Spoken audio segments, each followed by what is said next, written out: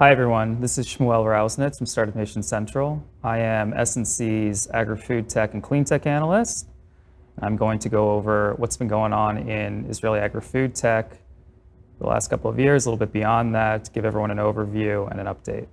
Okay, if you look at this map of the world, you see that there are green dots. These indicate the leading agricultural growers based on how much they're producing in terms of crops, meat, dairy, in terms of weight, okay?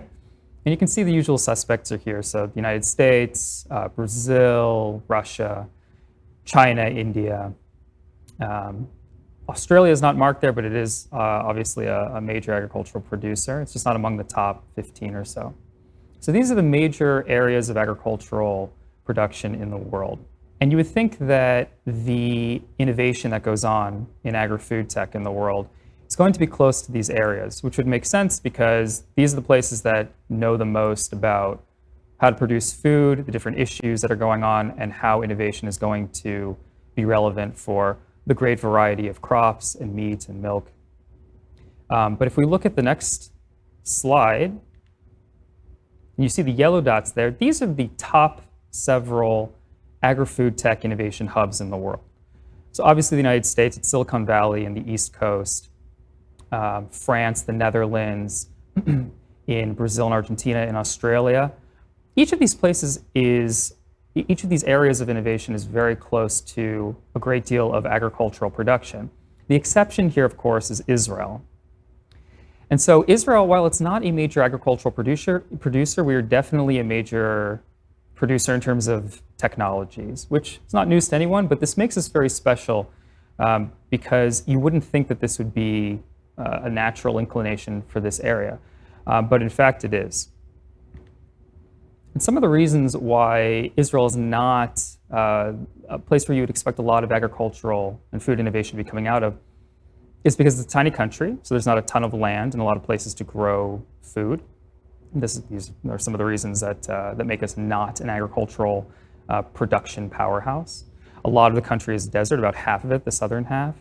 The length you can see is only about 424 kilometers, really quite small.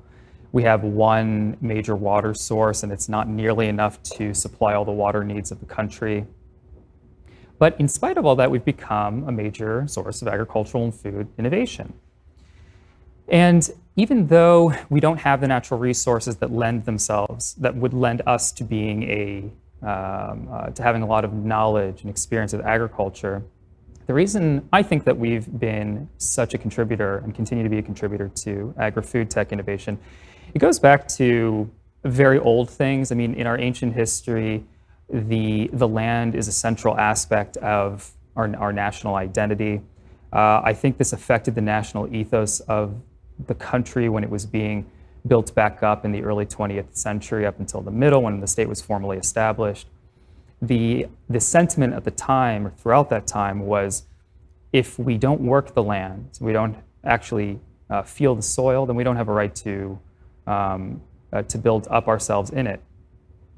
And so agriculture has been a part of our identity for all this time. And in the situation where we don't have a lot of natural resources, I think this ethos propelled us forward. And it propelled us forward to grapple with the lack of natural resources, to deal with the fact that we were surrounded by unfriendly territories or water, things where we couldn't depend on outside sources for supporting us with food. So we had to figure out ways of innovating, ways of getting around the lack of water, a lack of land, and a lack of support from around us in order to produce enough food to survive. So this really propelled innovation forward. The result has been today about 400 companies that are really innovative in terms of technology, dealing with agri-tech or dealing with agriculture and with food. Now, I want to clarify something. You see in the middle of this slide about 400 deep tech companies. The meaning here is simply innovative tech companies, really innovative tech companies.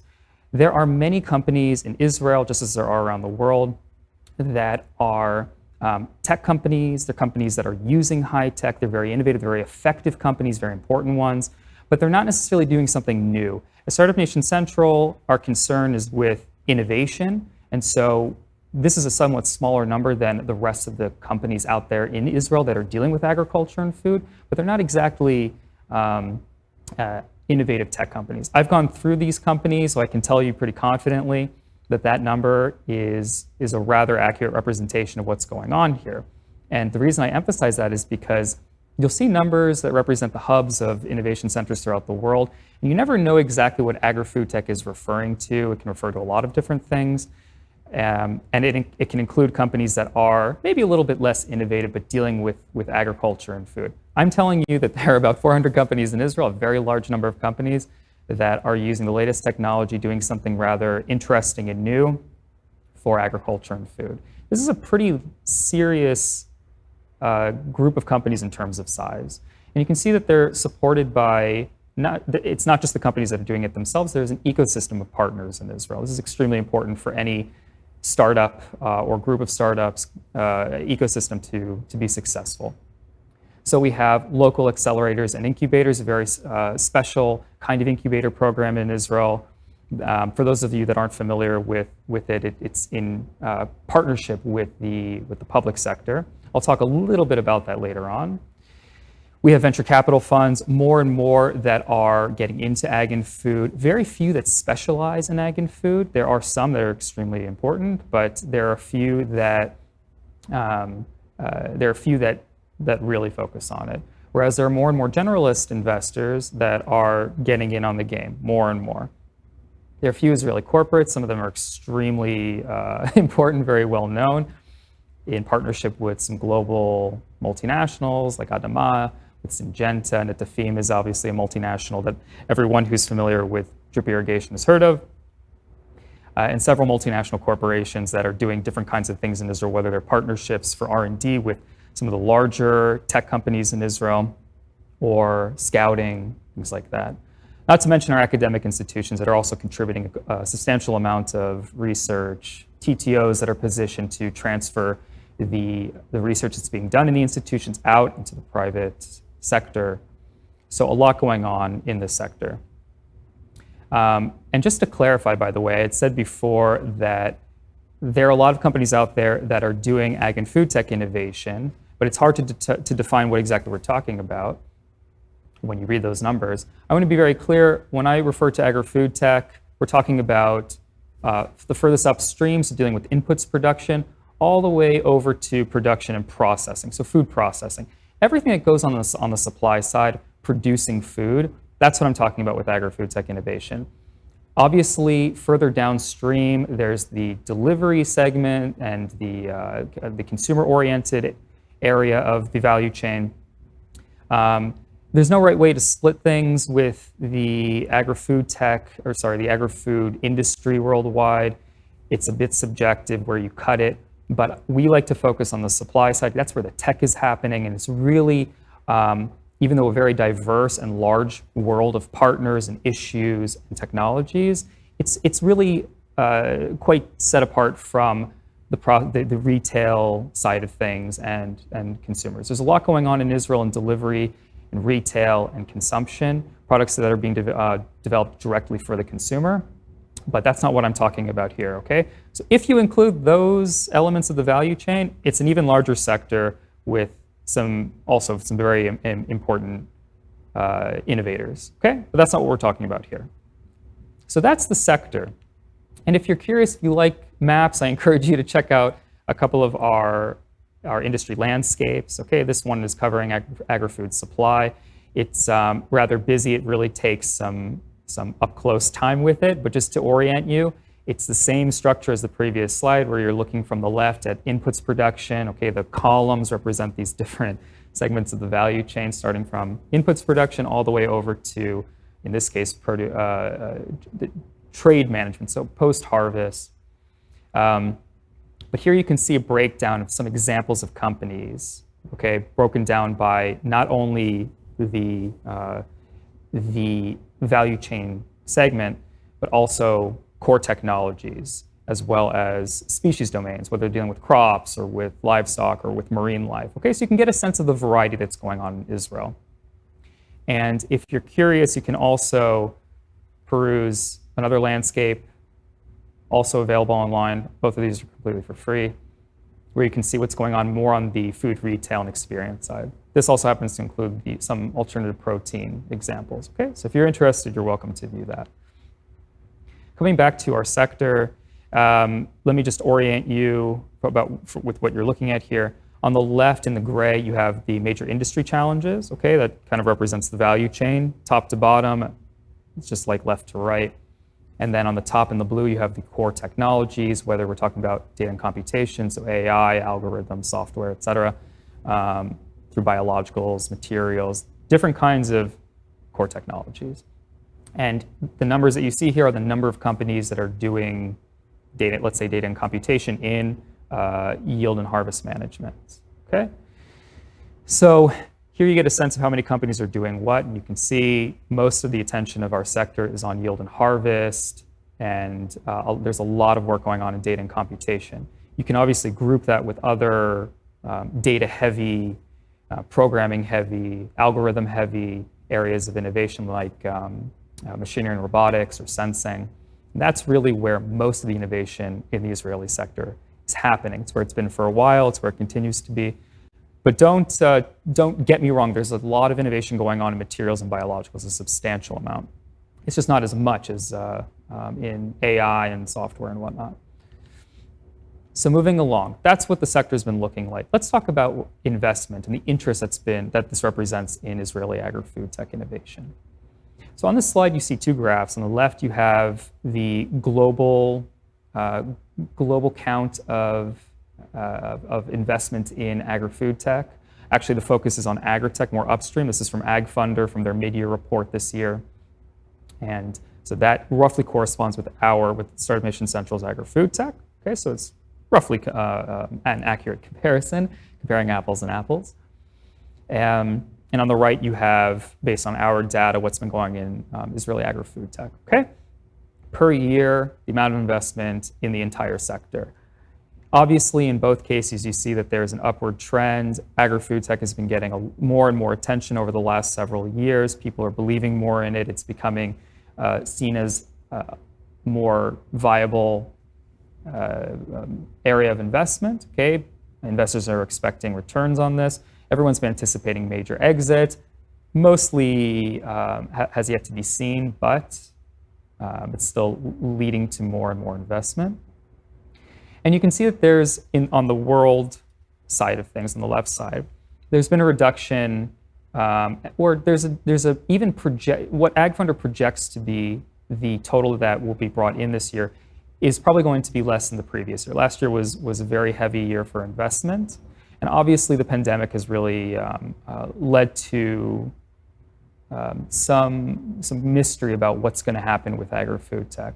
But with Israel, you can see that, first of all, 2019 was an especially valuable year. It was very successful. Lots of money was brought in to support innovation in agri-food-tech. And in 2020, even though obviously the year is not over, and it hasn't yet surpassed 2019, it's on its way to being very close to the value of investments brought in last year. Okay, so that's really impressive. That's in a way different from what's been going on globally. Israeli agri-food-tech innovation, therefore, has managed to bring in lots of investment despite the uncertainties and difficulties that have been raised throughout the world because of the pandemic. And investment is going on throughout the value chain, obviously. But there have really been areas of emphasis, and it partly depends on what Israel's producing that's really interesting. Also, what's being hyped. You can think of 2019, for example, as the year of materials innovation for alternative food sources. That was the year that it seems that alternative food sources, such as the alternative proteins companies, whether plant-based or cultured meat, or alternative sugar companies, kind of came into a degree of development, the very early stage, but got to the point where investors are ready to put in a lot of money, and they raised a lot. So they raised about a little over a third of the total investment that was raised last year. So several very large rounds, and you could think of last year being led by all of the hype around alternative proteins and alternative sugars. This year, things have changed a bit. It's more driven by digital innovation and cultivation technologies. Digital cultivation technologies.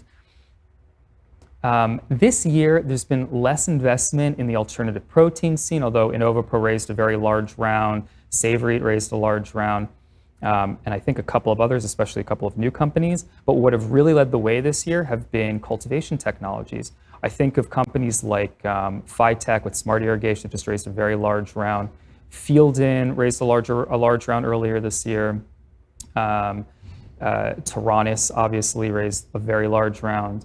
And so there have been lots of companies that are doing digital cultivation technologies that have managed to bring in larger and larger rounds this year. These guys have been leading the way this year. Now you can see that the number of deals has been going down since 2018.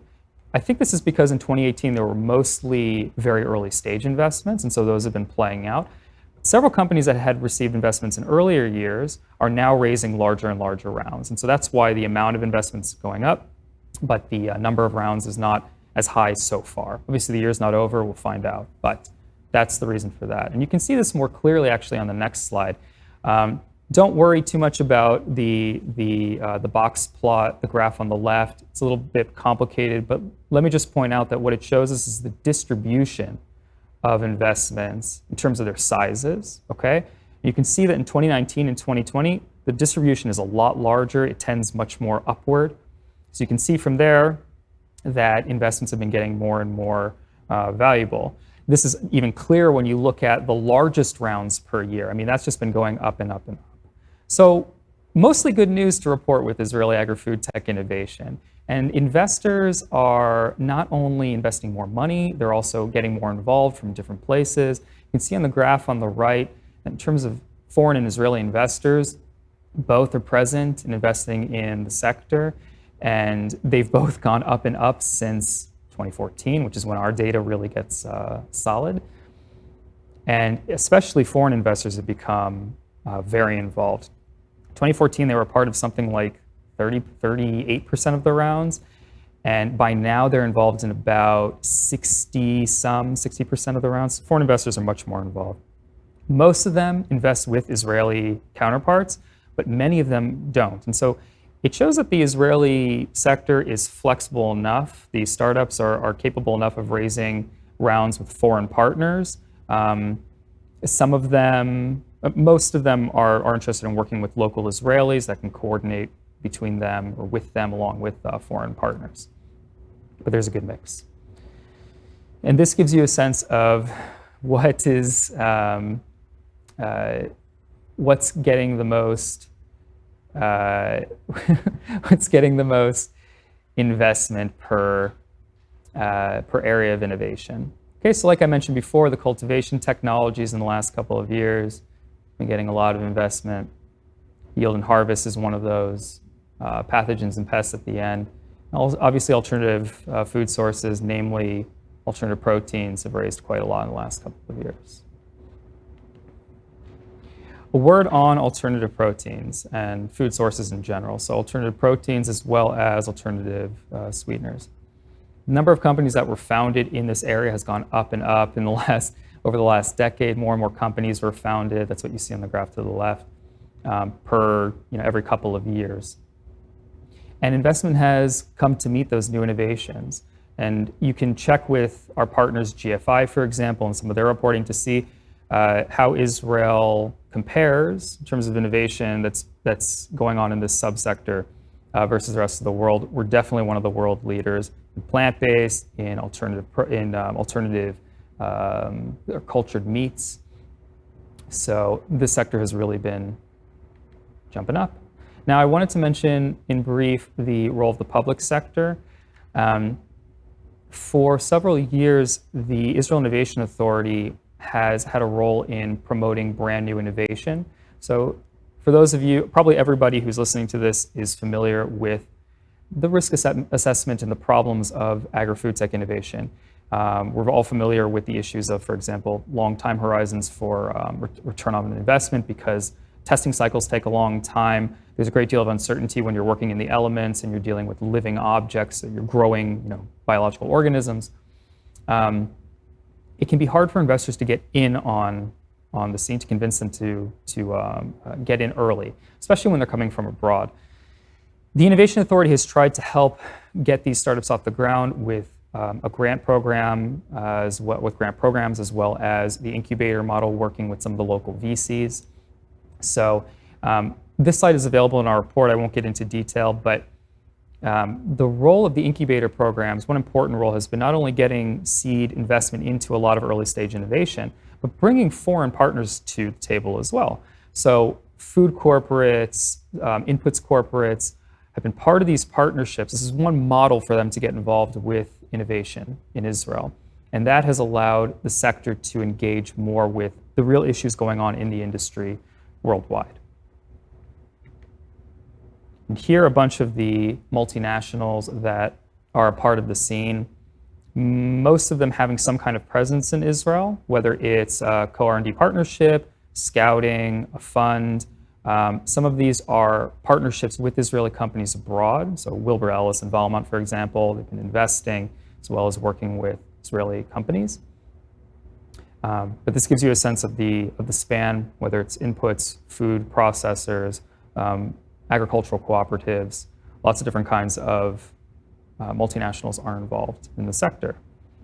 And in 2020 especially, we're seeing more and more partnerships going on abroad. Probably the most notable among these is what CropX has been up to with acquiring a couple of companies, as well as establishing a couple of new partnerships in the United States and Costa Rica. So we have more and more partnerships like that, which indicates that the sector is developing and maturing. Bringing things to an end, if anyone is interested in reading more and seeing more data on Israeli agri-food-tech innovation, please check out our report online. The one on the left is the one that we did ourselves based on our methodology. The one on the right is one we did with AgFunder about a year and a half ago based on their methodology.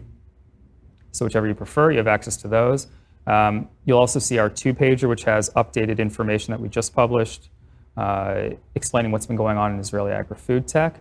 And finally, the things that I think are up and coming that you should definitely be paying attention to, livestock tech. Okay, there's more and more of a thrust for or an interest in ameliorative solutions to the challenges of the livestock industry that aren't totalistic, that aren't seeking to completely replace the animal and animal byproducts, but shape things up for the industry and make it much more environmentally sustainable and arguably more ethical as well.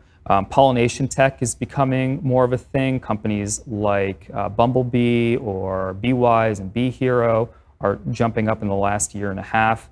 Definitely worth paying attention to. Synthetic biology. I'm hearing more and more among startups and seeing leaders like Evogene that are expressing interest in gathering the knowledge that's in Israel, taking more out of the academia, getting the Faculty of Agriculture of the Hebrew University more involved, and Weitzman.